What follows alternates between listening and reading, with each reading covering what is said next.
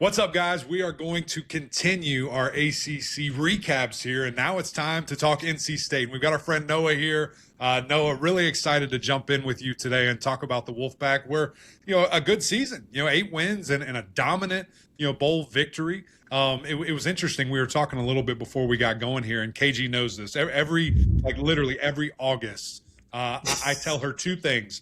NC State's going to be really, really good, and Clemson's going to be really, really good. So I was partially correct, I guess. After he goes to practice, that's where it comes from. And I think that's just the affinity that I have for Coach Dave Doran and the red, white, and black, man. I don't know. I just love it. So it is what it is. But good to see you, man. We're excited to jump into this today. Yeah, thanks for having me on, guys.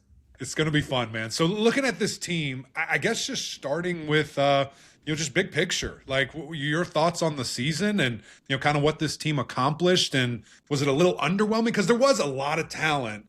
And again, I thought was going to be a really big step. I think there was a step, but maybe just not quite as big as I thought we were going to see. Yeah, I think so. Honestly, I think they performed to what they were expectation. I mean, if you look at Las Vegas, I think their season win total was 6 or 7 wins. They finished with 8, so they, I guess, overperformed that. On offense, they did have a lot of talent. CJ Bailey, Hollywood Smothers, Noah Rogers, Farrell Anderson, Justin Jolie, a tight end, one of the best tight ends in college football.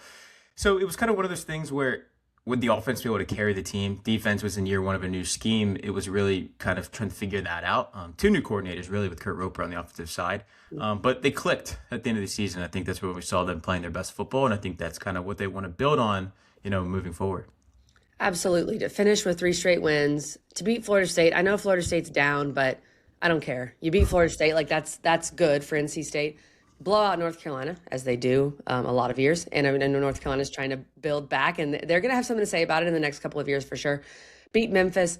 I want to go back to the beginning of the year, though. A 3-0 start, maybe the most, I would say, actually, without a doubt, the most impressive win of the season is that Virginia win. And that game was crazy, came down to the very end. I mean, Chandler Morris throws a pick in the end zone. And then, of course, you have Duke, Virginia Tech back-to-back. What do you think happened in that stretch? You start 3-0, Duke, Virginia Tech, the most puzzling loss of the season in a lot of ways. Take me back to what you were thinking in that opening stretch. Yeah, I think the Duke game was really puzzling too. They were up 20-3, I believe, in that game. And then the wheels just fell off completely. I think, turnovers. There was a penalty on offsides on a punt that really flipped the game. So it's kind of just a lot of mistakes that they could have, avoided, and it cost them. And then Virginia Tech, I think it was kind of one of those things where they were coming off of a loss they felt like they should have won at Duke. Then they had some injuries in the game, losing a starting safety. It was kind of one of those weird games. They couldn't tackle that well against the Hokies. And, Virginia Tech leaves with a 2-point win with an interim coach. And, NC State fans were really starting to freak out at that point, losing back-to-back games, especially to Virginia Tech, who was, one of the bottom teams in the league. So it was a really weird 2-game stretch, especially after beating Virginia and then beating Wake Forest, which at the time wasn't that great of a win, but by the end of the season, it looked really, really good. Yeah. And so it was kind of one of those weirdest 5-game stretches I think I've seen at NC State. Yeah, I think that's the best way to put it. And it's just, you're looking and you see some of the experience at different places, and you're like, why are we making these mistakes? How is this happening here or there? And there's some outside noise starting to creep in. And then it just kind of goes back and forth, the rest of the way. I mean, a great finish, a 3-game, finish there, as KG kind of alluded to, with Florida State, North Carolina, then the big bowl win against Memphis. But, I think the loss to Pittsburgh was really weird because Pitt was, they were going back and forth. They were having a good year. They turned around with Heinschel and started really getting things going. But then to have the massive win against Georgia Tech, and I think that was a Thursday, or maybe that was Saturday. It was Saturday night. I think I was watching that on the plane. And they just do their thing and look fantastic. At the end of the day, CJ Bailey's one of the best quarterbacks in the league, right? This guy is really, really good. And I think the fact that you got him back is really key. So let's talk about that a little bit. Do you have any inside baseball, any deal? Because I think everyone just assumed he's going to go back home. Miami needs a quarterback. He's from Miami. He's going to go home, and he didn't. He stayed. So can you just touch on that situation and maybe how all that came to light? Yeah, I've been really high on CJ since he showed up on campus. Played his freshman year with Grayson McCall going down with concussions. And then, of course, his sophomore year this year played really, really well. And over 3,000 passing yards. Took care of the ball. I think 9 interceptions on the season. the thing that I think one thing that kept him from leaving, it was one, he's really loyal. This is a guy who Miami tried to flip in high school. On signing day, he ended up sticking with NC State, a team that had been there since, freshman, sophomore year of high school. They also tried it a little bit, after his freshman season. Some teams were kind of sniffing around. He stayed again. So at that point, I really thought, you know what, I don't think he's going anywhere when he's had two opportunities to leave and he stayed both times. Another thing was, sure, Miami needed a quarterback, but CJ at Miami in their 41-7 loss, threw for 120 yards with 2 interceptions. One was a pick six. He didn't have a really good game against them. So even if he wanted to go there, I don't know if they would have taken him at that point. It was kind of one of those things. He just didn't look good. Miami, of course, had a really good defense. But he's a guy who's loyal. And when you look at this, he was the number 27 quarterback in the class of 2024. Of the 20 in front of him, I think only 7 have it transferred. So a lot of movement on the quarterbacks. He's a rare kid, and going to his third year as a starter, it's really important, I think, for Dave Doran to keep a hold of him, and they were able to lock him up really before the portal even opened. What do you think separates him, man? I know there's a bunch of different traits that you can see on the field, and if it's that great, but obviously you see him in a different light than we do, being around him every week and maybe more, at practices and things like that. What do you see from him? Like, what makes him so special as a quarterback? Yeah, I think there's two things. One, you want your quarterback to be a leader, and they really wanted him to do it his freshman year, but it was kind of hard getting thrown in, thinking you were going to sit a year. Grayson McCall was on the, around. He was a really veteran quarterback at the time. But going to a sophomore season, that's what they tasked him with, was leading. And he did a really good job. Was the youngest captain under Dave Doran as a sophomore, and kind of really stepped up on that. And then the other part was his on-the-field play. He's just so accurate, and he's so smart with the football. I mean, this is a guy who doesn't normally make the same mistake twice, and I think that's really important for a quarterback of his level, of being able to read a defense. And I think it goes back to just his high school football. He was playing really high-level high school football in Miami, with Jeremiah Smith on the outside. So this is a guy who he knows how to play football. He's played for a long time, and he's really showing up now of what this high level football from the time he was 8 years old till right now. He also has the body. I mean, I know he's putting on weight, which is huge, but he is massive. Did he grow in the offseason? Like, is that true, Noah? He walked up to me at ACC kickoff last year and told me he was 6'7". They still list him at 6'6", but he was trying to tell me he's 6'7". So we'll go with 6'7".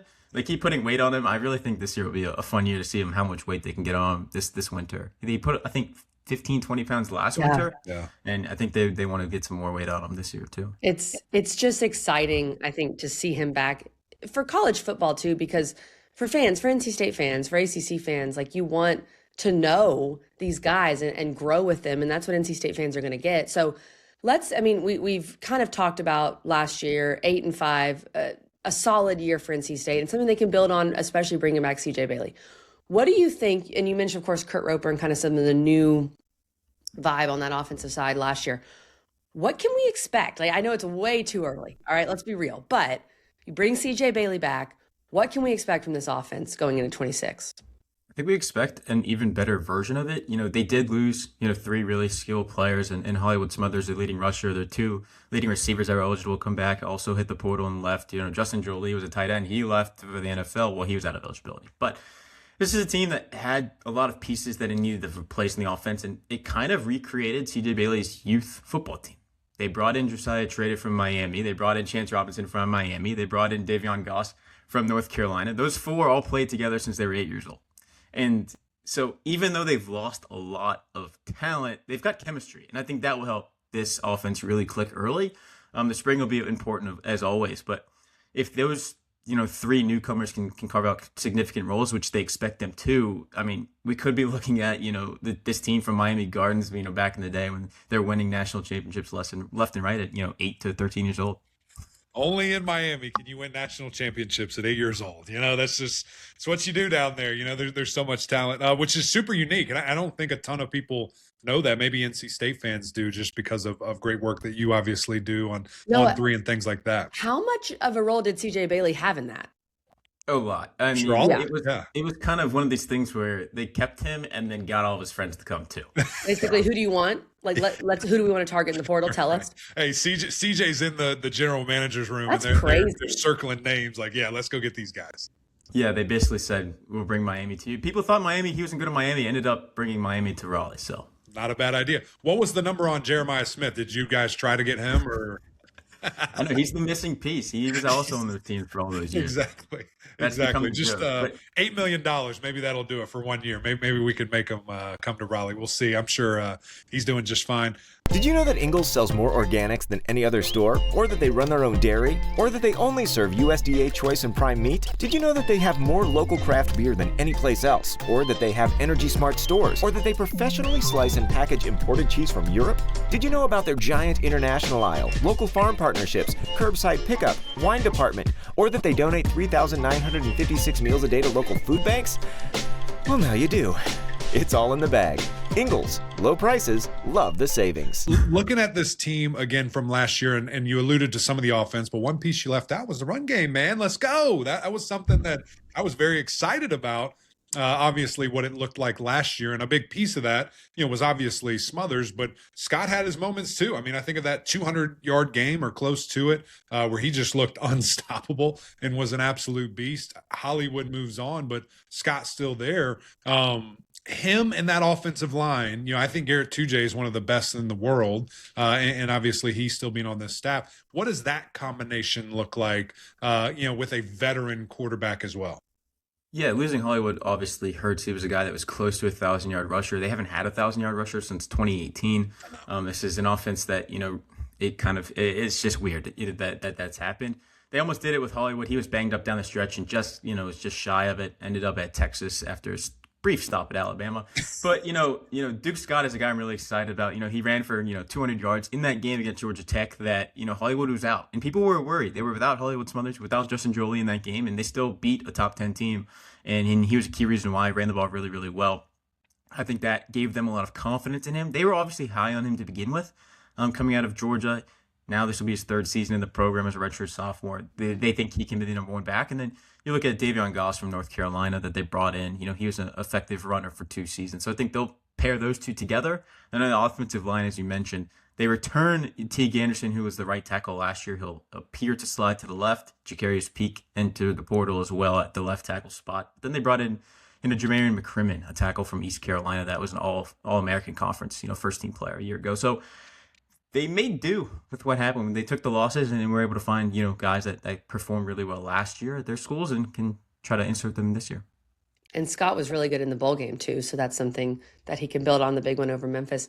You mentioned new coordinators and, of course, the defense. And this defense had looked a certain way for so many years. It felt like Peyton Wilson was there for, 10 years, truly.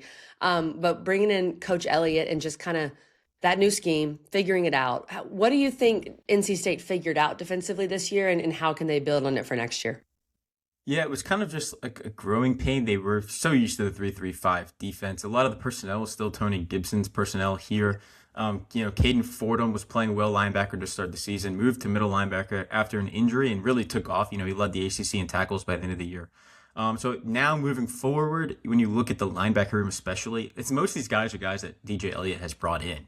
It's 90% his guys at this point. So I think we'll see a big step from the defense because he was kind of trying to make puzzle pieces fit that might not have been the exact fit of the body types and guys that he's looking for a year ago.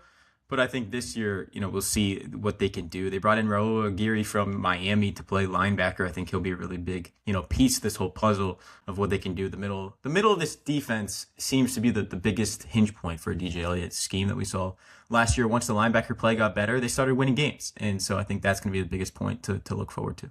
Who are some other names, guys that will either be back that are leaders or guys that have come in? I know you mentioned one there from Miami who I think actually was a bit of surprise that he left. I thought he was going to be able to play a ton, down at Miami. So it's good for NC State. But, just some stars to watch, I guess, for this next coming year. Yeah, it worked out well for them to get him from Miami. His brother is an incoming freshman at NC State this year, so that kind of always helps. Package deals, KG, always help. Always help. Yeah, another guy I think to keep an eye on is the Tulane transfer, Harvey Dyson. He'll play their jack position as an outside linebacker. That's what Kean Sloan played a year ago and played really, really well at as a one-year transfer. This will be another one-year transfer for NC State. He can get after the quarterback, drop in the coverage. So I'm really excited about him. He had 8 sacks a year ago at Tulane, led the American in that category. And then you look on the back end of the defense, they played, I think, 6 different safeties last year because of injury. they've got a lot of depth now because of that. A lot of them are healthy and ready to go. But King Mack, a transfer from Penn State, will be able to kind of bolster that room. It's a really young room. He's the only senior. The rest of them are redshirt sophomores or younger. So I'm really excited to see what they can do on the back end with more experience. I mean, a lot of them looked good. They just kept getting hurt. Yeah. We mentioned kind of expectations. And I think an 8-win season at NC State most years is, okay, you probably met expectations for the most part. And Dave Doran, you kind of know what you're going to get with him. And some fans feel however they do, but I think most NC State fans appreciate him. Where's the fan base right now, do you feel, Noah, going into 26? I think if they at the middle of the year, they wanted him gone. And then he rips off 3. It's kind of a Dave Doran season. It's a Dave Doran special, right? Yeah, you beat North Carolina, and everyone likes you for a day. And, he walks in with his red solo cup in the press conference, and everyone's happy. I mean, that's just kind of how things go. And there you go. You've got one. Got the one. The one. That's on the famous huddle interview after he beat my Tigers. Yeah, after the Clemson win, yep. It's my prized possession. Anyway, I always have to bring that up. Sorry, go ahead. No, but yeah, I definitely think 8 or 9 wins is doable again in 2026. I think that's kind of the floor at this point, especially with CJ Bailey back for his 3rd season. People are expecting wins. Can you get to 10 wins? They haven't done it since Phillip Rivers was in town. They had a chance a couple years ago, lost the Pop-Tarts Bowl, unfortunately. But yeah, so I think 8 or 9 wins is doable, especially when you look at the schedule. I'm sure we'll talk about it in a second, but it's not the hardest schedule in the ACC by any means. Well, and that's a great transition. That's where I wanted to go next. And really the biggest thing, I mean, it's a great schedule, as you alluded to, and a lot of fun things. But the most important piece of this schedule, Noah, is, are you going to Brazil? At the moment, yes. We'll see. We'll see what happens with men's basketball. But as long as they don't, if men's basketball makes a deep run, it might make the travel budget a little different. But currently, we're looking forward to going to Rio. There we go. That'll be fun. What do you think about that? I mean, when that came out, I was like, what do we do? I just had to read it like 3 times. Like, what's 3 times? And this is a little bit different, than some years. It's a conference game. You got to pay attention to that. What were your thoughts, Noah, when that came out? And had you heard whispers of it? Did you know it was coming? Like, what was the deal? Yeah, I heard a little rumblings about it, and it was kind of one of those things where I was like, do I believe this at first when people kind of start mentioning it to you? And it's 2 teams that are separated by 3.5 hours, not too far, and they're going to go, 5,000 miles away to go play in the middle of South America. But I think it's going to be exciting. And it was the only way it really would work because this was a non-conference game originally, like last year's was. But then the ACC went to 9 games, and they were like, hey, you already have a 9th game, so just make it an ACC game and move on. So I think it'll be interesting. Dave Doran's excited about bringing his team internationally. Okay. It's a big marketing opportunity. I mean, they'll probably be the only game on TV at that time. And Rio, it's a fun town, I've heard. So I think they're looking forward to it. Be careful. Drink bottled water. What is what's the allure of it though? Like, is there a bunch of money? Is this a why cash? Like, why would we do this? I guess that's the rumor. I've been trying to get my hands on the contract that doesn't currently exist. So we'll see what happens. But the rumor's out there that there's money involved. Of course, I mean, especially Virginia's losing a home game in this, so they're obviously going to be paid for losing that game. But most neutral site games, especially in basketball, have some NIL attached to it. I think we're going to see some of that in this too, and it's going to be kind of one of those things where it's worth the trip south for a week just because of the money the school will get. But I'm pretty sure the roster will end up with some more money out of it too. That's so crazy. Maybe Dave Doran, we know he's an avid angler. Yeah, he's going to be in the rivers of Brazil, Casey. There's got to be some good fishing down in Brazil. I have to imagine. We'll see. Maybe when we talk to Dave before the season, we'll ask him about that. Beyond the Brazil game, this schedule's very interesting, Noah. You have Virginia, Richmond, and then this little stretch at Vandy, App, Louisville, Wake, like right there in the middle of your schedule. I think you're going to find out a lot. I know we say it's a manageable schedule. You don't have Miami on here. You don't have Clemson. You don't have SMU. You do have Florida State, but Florida State's Florida State right now. What do you think about that middle part and the Vanderbilt game? That's also really interesting. Yeah, I think the Vandy one will be the most interesting game. They're a new team for the most part. No Diego Pavia anymore. They'll probably be starting a freshman. He's finally out of eligibility. He is finally out. They've got a 5-star to replace him. Oh, I know they do. Yeah. Yeah. Well, we'll see if he could find another year somewhere at this point. Everyone's finding another year of eligibility. Yeah, so. true. But they've got a 5-star quarterback, coming in. It'll be his, second game of his career. It's at home for them. It'll be an interesting one. I do think NC State fans will travel really well to Nashville. I think, they travel well anyway. Give them a reason to go to a fun town, and they'll do it.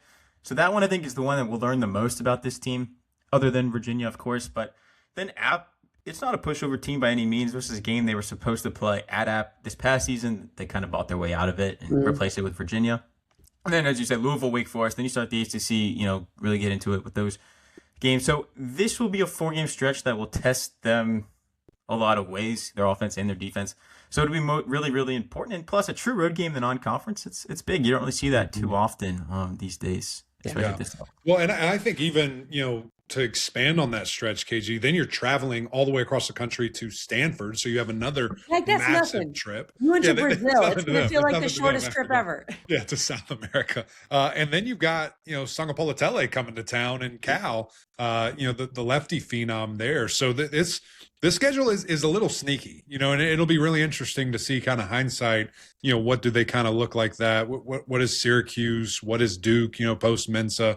And certainly what can Florida State and Carolina be? So to me, there's so many question marks of who are these teams, and I don't even necessarily think it's fair to evaluate the schedule until camp, like when we see who they kind of are, and then of course as the season unfolds. So we'll see, man. It's going to be interesting. Noah, this was super fun, man.